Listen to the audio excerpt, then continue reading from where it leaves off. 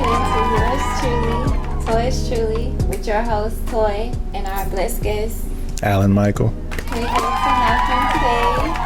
What's going on? I'm chilling, man. How you feeling? I'm doing good. That's good. Tell us a little bit about yourself, Alan. We know you as Alan Chronicles. Okay. But we want to know you more so as Alan Michael. So just give us a little brief, background of Alan Chronicles, the one that we do know. All right, cool.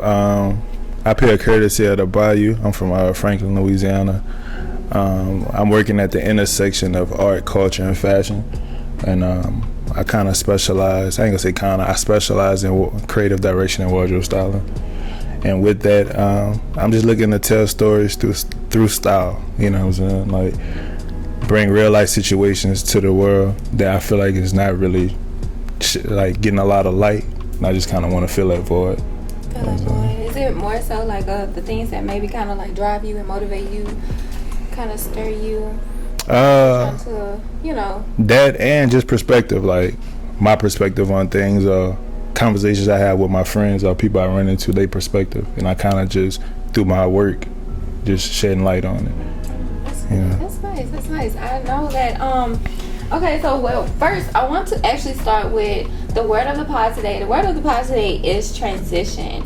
Now, I know when we think about transition, we think about transition and change, but I wanted to differentiate that a little bit. However, I did want to kind of know your point of view on what do you think about transition? What does that phrase that term means to you? To me, transition is, it's like, it could be two ways. Like, one could be changing, as we all know, and one is figuring out your space in the transition too. I feel exactly I feel like when you transition, you don't kind of always do a 180. You kind of do a 360 sometimes. So it's like it depends on a person. Like whoever, whatever your situation and what you're trying to morph into, or if you kind of just happy where you at and you just want to do better in that space, so it's a transition either way. That's exactly what I was saying. That's why I wanted to differentiate it, because when we think about change, it's like the simplest thing, from a apple turning a different color, or a different shade, or a leaf turning a different shade, versus a transition is more so like a caterpillar maybe turning into a whole butterfly. That's a whole nother insect, you know what I'm saying? So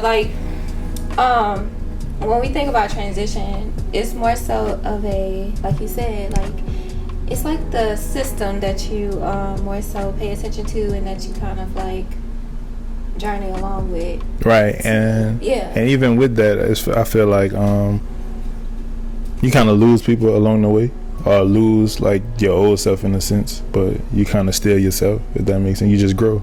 From a caterpillar to a butterfly, like you said. And that is true. So, you're 30. Yeah, I'm about to be 33. I'm 32 right now. Oh, okay. Nigga old as a bitch. Nah, let me stop. Amateur. but no, okay, so while we're on topic, how was that transition for you? At the end of the day, where I'm myself, I'm about to be 30. I'm about to close my chapters of 20. It is the end of us. Us 94 babies, we made it. Yeah, for real. We made it, but no, I don't know. It feels like sometimes I'm awaiting for a whole nother transition. Okay. In this decade, a lot of people are saying your 30s are your golden years. Honestly, you're the most happiest, you're the most settled, you're the most content and stuff. So I just want to know from your perspective of someone who has transitioned from their 20s and now you're 3 years within your 30s, what was that like for you? 30's been cool. I always kind of felt older than I was because I had responsibility at a younger age, I think, than most everybody that I knew. I had my first kid when I was 19, so I don't know. I feel in my 30s, it kind of gave me more purpose. All right, you really got to get this done. And I'm more grateful because I got friends that didn't make it to the age of 25, and I made it to 33. So it's kind of you know what I mean? It's a bittersweet. But I know 30's been cool. I feel I'm at a point where I finally, how I could put it, I think that now I'm in my 30s, my style starting to kind of mesh from when I was younger, because like this been my style since I was like 17, really 18 when I first got to school. So like, but you know, I'm young, so like older, yeah, people kind of understood it, but like people my age was kind of like, why he wearing Oxford all the times, or why he have like loafers, or you know, right. Instead of Jordans, why he getting Stan Smiths, like, you know what I'm saying? So it's just stuff like that, and I think it's perfect in that aspect. Like, so it's like, yeah, and everything caught up, you know. Right, that makes perfect sense, because I mean, at the end of the day, you just was really figuring your style out, right, and trying to pretty much fit into it, like you just said, like trying to build yourself into it. Do you feel like you're there? Like, do you feel like you have a style? Yeah, I do. My mom would say like a bohemian style, but I think it fit me, like the person I am, my beliefs. So I think, yeah, I'd say that.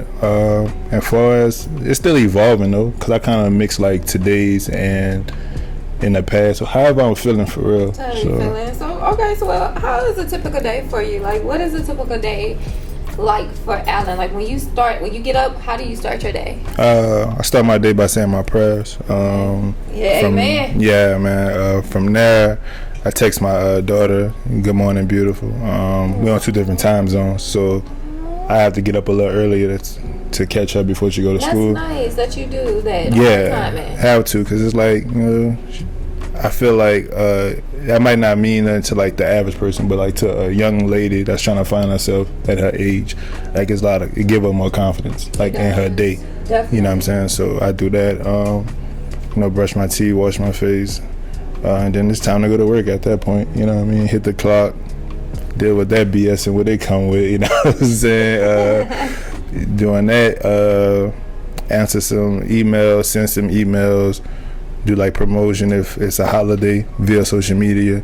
Try to network via social media. See what's going on for the weekend. Okay. And shit, that's like my day. Work out later that night, but. Would you say you're more of a productive person, like throughout the week?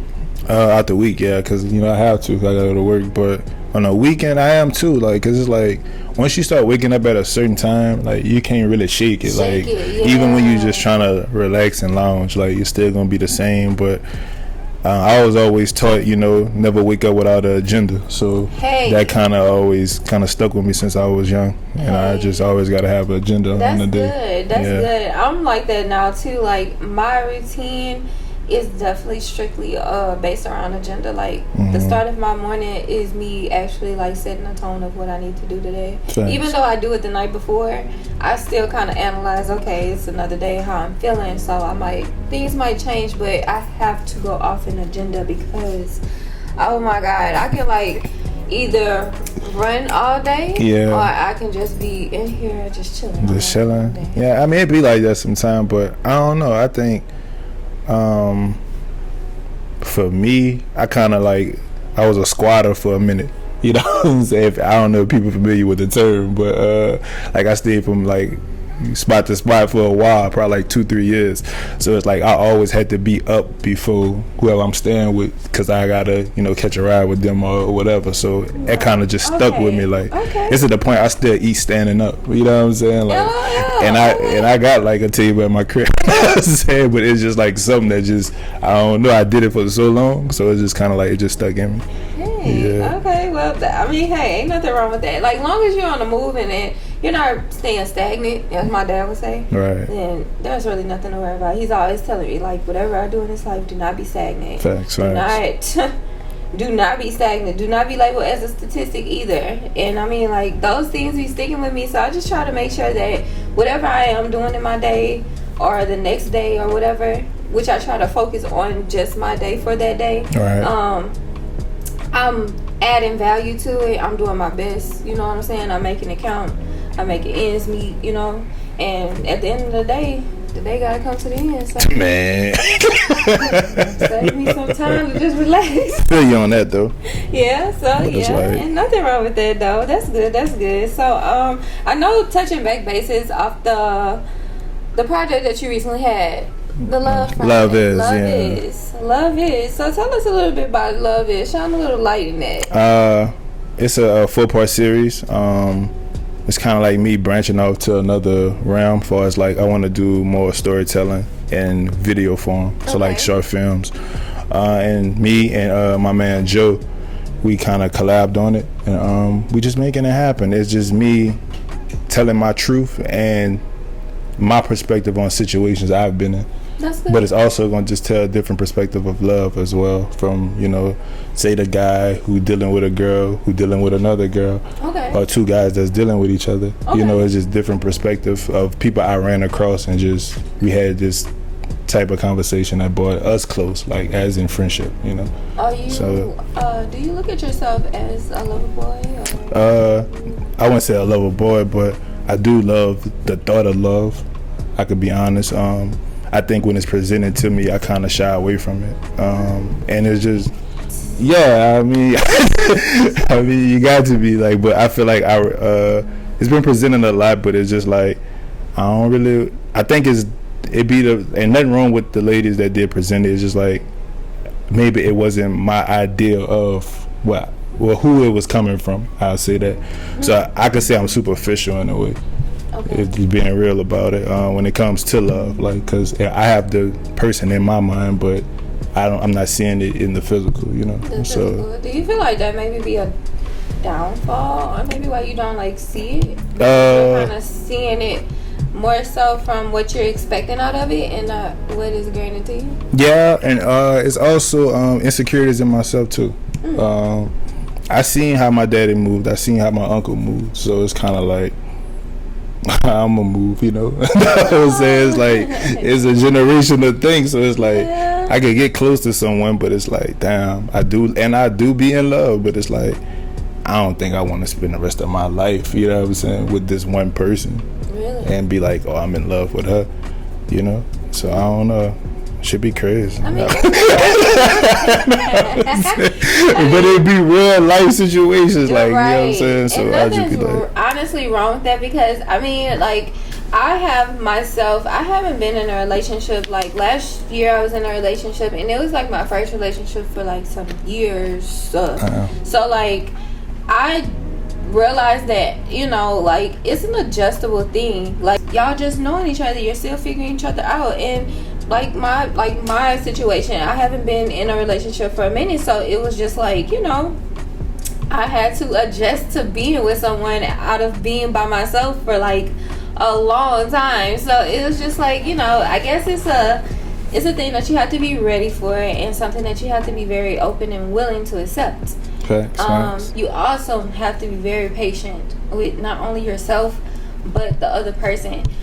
Giving grace and allowing them to know, like, hey, you're going to make mistakes, but we're in this together. This is what I guess we want. So if we want this will work, or whatever. But I think it's a beautiful thing, and I think what you're trying to do, like as far as the fact of like you exploiting it through the creative way that you're doing so, I like that. I really like that, because I feel like we're seeing it from your perspective. Yeah. So I really do like that. Do you have any like updates or any upcoming projects that we may, you know, need to be on the lookout on? Alright, so we're gonna do Love Is 2, probably starting in June. But I'm also working on a comic that's gonna release in August. I think that's like more of my focus, and that's like the main two things I'm worrying about. And I'm also looking for a mentor. Like I feel like I laid like a solid foundation for myself. It's just like I kind of need somebody speaking on my behalf at this point. And you know, there's only so much you can do. There's only so much you can do.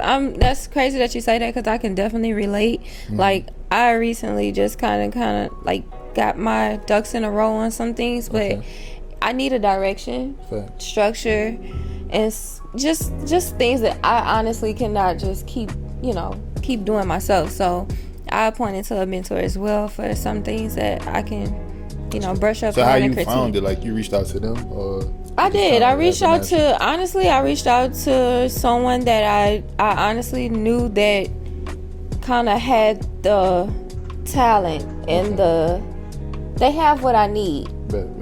So I know at the end of the day, when I need that push or whatever it is that I need to maybe like brush up on, or that idea or that pitch, I know that at the end of the day, I can call it. And at the end of the day, I can call it. And the crazy thing about this person is, like, we work together. We have done a lot of things together on behalf of like creative work, and to see us kind of like come back together as a like nice little, you know, reunited little pair. Oh man.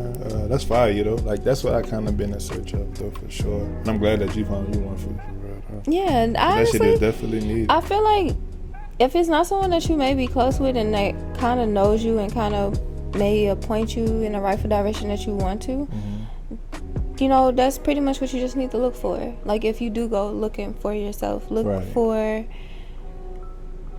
what you're trying to get out of what you want. That makes sense. Makes sense for sure. Because they have it. Some people already have it. You just need like that little 1%. Facts. That 1% or whatever. But I cannot wait to that. Anything else that you would like to share on your behalf of Love Is? Any projects that you have? Anything like as far as you getting your outlet on behalf of styling? On behalf of styling, they could just reach me at amexperience.org. Like, if you're looking for styling needs, I'm just kind of really locked in on far as Love Is in the comic, because I kind of want to do a pivot. Okay. Like, you know, the creed for the comic is the world's best dressed comic. You know what I'm saying? So I feel like we just focusing on that, and I think everything else will play out how it play out. I feel like I've been styling for like 7 years. I did enough.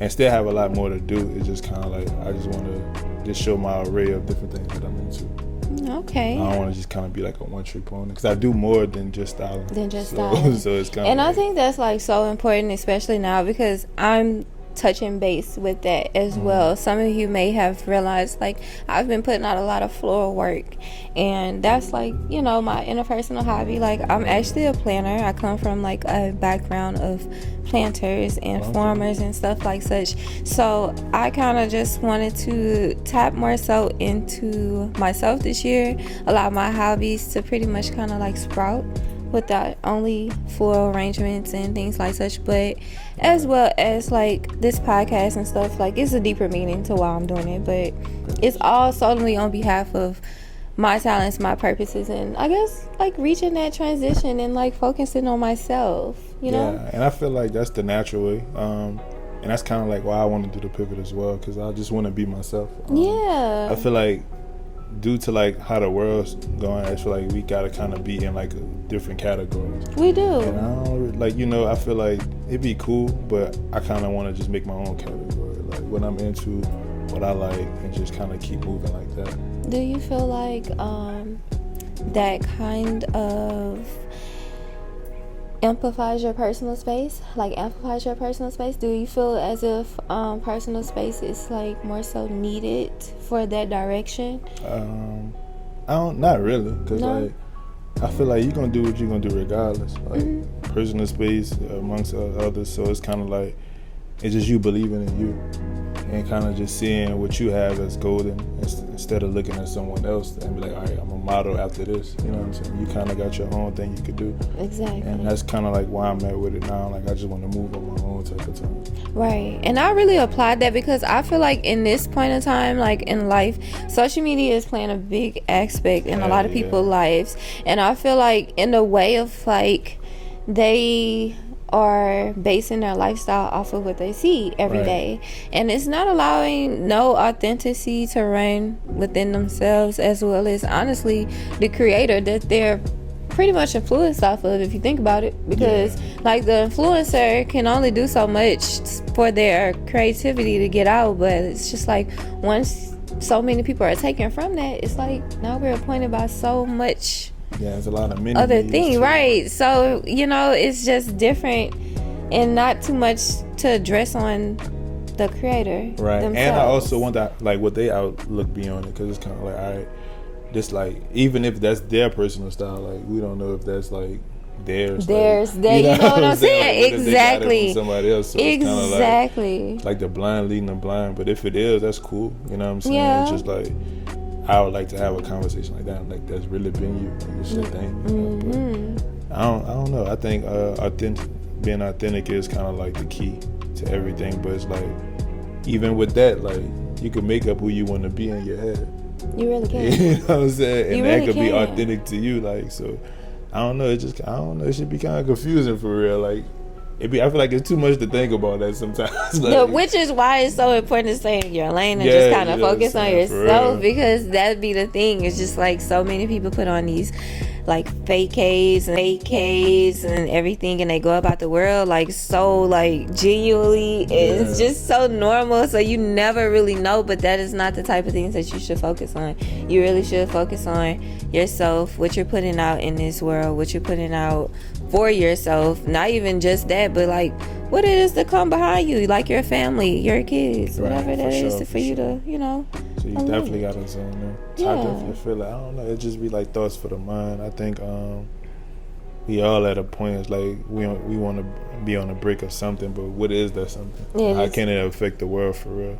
I feel like that's where that personal space kind of comes in. Oh, word, yeah. That I feel like that's where you need to be very transparent with yourself and transparent with the things around you, because at the end of the day, you're not gonna figure out what you want in this world until you actually sit still and be within a singleness of just adaptation, like adapting to the things that you love, that you enjoy, losing the attachment of things that you honestly can't really even control because it's not in your control. It's not even in your reach. Right. So I just feel like when you practice a safe space with yourself, as well as like a personal space to set boundaries and allow the things that you need to fulfill yourself and fulfill what it is that you're trying to like steer yourself towards, then I feel like a lot of stuff, like a lot of authenticity will pour from you, because that's who you are. Right. And you putting out who you are, and you putting on this actual like truth persona. So real life situations, basically. Yeah, for the most part. But yeah, so yeah, I just feel like at the end of the day, the advice to take from this is pretty much to just continue to find balance within yourself. Understand transition from change. Find a system within it and learn how to adjust to the person that you are, as well as who you are trying to be. Don't let outside distractions, social media, your friends, your peers, whatever there is that does not fit you or has gone on with you, like, you know, hinder you from what it is that you want to do in life, because it will. And we as people get so like unnotified about that, like we kind of lose focus that is what, like, even the things close to us is really what's holding us back. Yeah, at times. I definitely could attest to that. But it's like you holding yourself back too, because you could easily detach from it. Exactly. So I don't know. Not easily. Some people can't easily detach, but yeah, you can't. But I get what you're saying. You definitely, like, you are in control to detach from it. So at the end of the day, hey, ain't nothing wrong with that. And speaking of that, you actually have a birthday coming up. Yeah, man. June 2nd, you know. He's a Gemini, about to be y'all. 33 years around the world, around the sun, however y'all want to put it. That's a blessing. I've been out here for a minute, you know what I'm saying? That's a blessing. Because I'm not going to lie, when I was young, I used to look at 30 as being like over the hump. Yeah. I'm old. You know, like, it's starting to make me realize, like, shit, it's kind of like a different 30 though, like compared to when we was younger. Like, yeah, like it's kind of, I don't know. It's definitely different. To me, it seemed like that. No, it's different. We're not in those times no more. Nah, you know what I'm saying? So, it's cool. A lot has changed. Yeah, this 30 I gotta keep up with. This 30 is ahead of me. I have to keep up with this 30. Like, this 30 is already happening, and I'm trying to keep up with it and catch up with it and adjust to it at this point. So that's what this 30 is to me. That makes sense. And I'm ready for it. I'm actually anxious this time. At first I was scared, but now I'm actually anxious. I feel like a lot of wisdom came from people in their 30s, and that's just my personal perspective. A lot of people that I know that are in their 30s, I have gotten the most knowledge, I have gotten the most like honesty the most transparent mindsets of how to adjust in life and to go about my days and stuff like such. So I feel like if I can grow and be golden in my 30s, then I can pass down that type of, knowledge to that someone knowledge. And but I feel like you presence to at 30 you're someone. grown. That's why I think when I turned 30 I kind of just could really be myself. Like, man, I'm grown. I'm gonna just tell you how I feel. And I can't be Yes, disrespectful. but It just, by all means. I'm gonna just let you know, like, this is what it is with me. Like, I'm sorry, Well, I'm really not sorry. Right. I'm I'm not sorry, but grown. hey, I'm here. Well, ain't nothing wrong with that. Is there anything else that you would like to address towards our viewers? Like any advice that you would like to give out? Any type of statement? Yeah, I just want to tell everybody to keep going. You know what I'm saying? It is a tough trying to just embark on something on your own that you're not too familiar with. It's the unknown. So I think we all have to just, stay focused and get with like-minded individuals that's in the same field and believe in you. My whole thing is believe in me the way I do in you. So that's what I'm big on, and that's what I just want to share to the people. Also, shout out to everybody that's in the community I'm a part of, the Baton Rouge community, from photographers to stylists, shout out, curators, shout out to everybody, artists. It's just, we got a lot going out here, and it could be a beautiful thing, and it is a beautiful thing. Right, it is. We just got to just keep focused and keep it going, you know what I'm saying? And see everybody at the top, that's the goal, No, seriously, because we can get there, like, for real. With the help of each other, the collaboration, the connection, we really can get there. And that's pretty much what this podcast is pretty solemnly about. Like, honestly, it's about the facing of not only the creator and the entrepreneur, but honestly just attaching that interpersonal mindset on behalf of the person like Alan ourselves. Like, we know him as Alan Chronicles, but we also want to know him as Alan Micheal, because these type of things, when you think about it, like, that's what makes the creator that person, and what they love, their hobbies, their interpersonal like thoughts and values, honestly. So we're not only supporting them as a creator or entrepreneur, but we also supporting them as the person. So I just ask that you guys continue to pick yourselves up and keep that support, not only for yourself but the people around you, so that we can all do like such and really make it. Like, that's the solemn end goal. Beautiful thing when we all do. No, for real. It's always a celebration. Like, seriously. Many blessings, many things. Like, at the end of the day, just gonna toast to greatness, and just, I hope that everything works out in your favor, all of your endeavors. Honestly, I do. Personal and creatively. So, cheers to you. And I hope you guys have a good day. See you soon.